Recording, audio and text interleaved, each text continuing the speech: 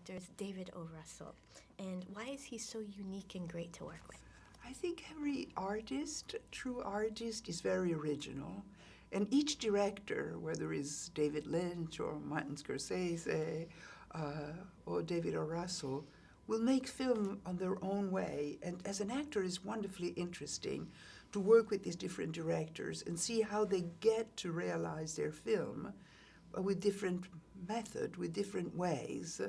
And David is quite original. He speaks through the takes. So at the beginning, it throws you because there you are, playing the scene with De Niro, and you hear, move left, do the, you say, what?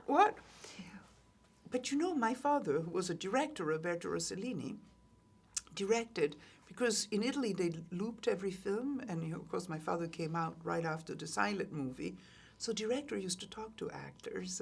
So it was thrown for about 2 or 3 days, and then it felt incredibly familiar, and I was really pleased to be directed live in the moment I played the scene. Sort of like a theater. In the theater, well, the director doesn't talk to you while you are on stage, but you can. There is some directors, they are in another room looking at a monitor, so they look at the scene, and at the beginning, you feel you want the director to be there and see the detail, because sometimes the camera may not be placed in the right place to see a little expression. But, you have to adapt and work with whatever. But David is right there with you.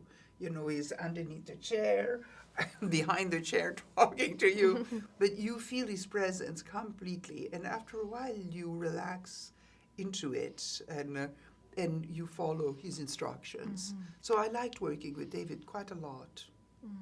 So what is Joy about for you, and what was the challenge for the filming?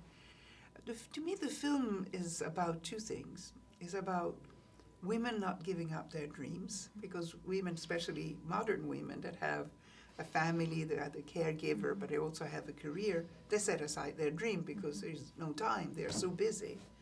And Joy instead, besides being the really matriarch, taking care of all her family, of her ex-husband, divorced father, having 2 children, she works, but she hasn't given up her dream. And she's a housewife that has solution and invents things to make housewives' work easier for women.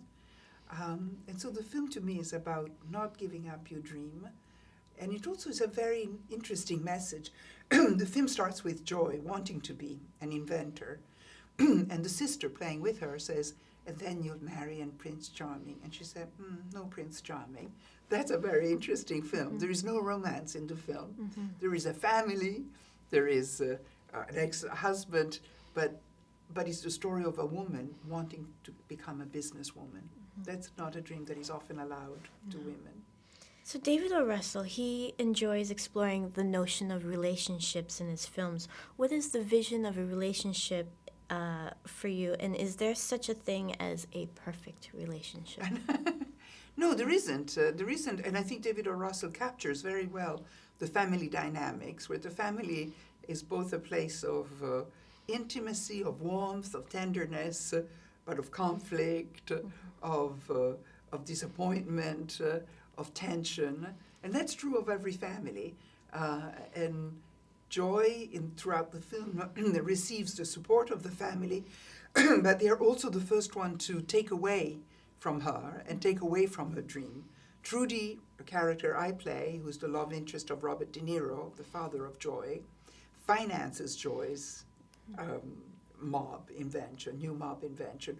But I'm also the same person that says to her, you have to give me the money back. Who do you think you are? If you want to be a business person, you have to give me the money back with interest. And throughout the film, I am both the villain and supporting Joy.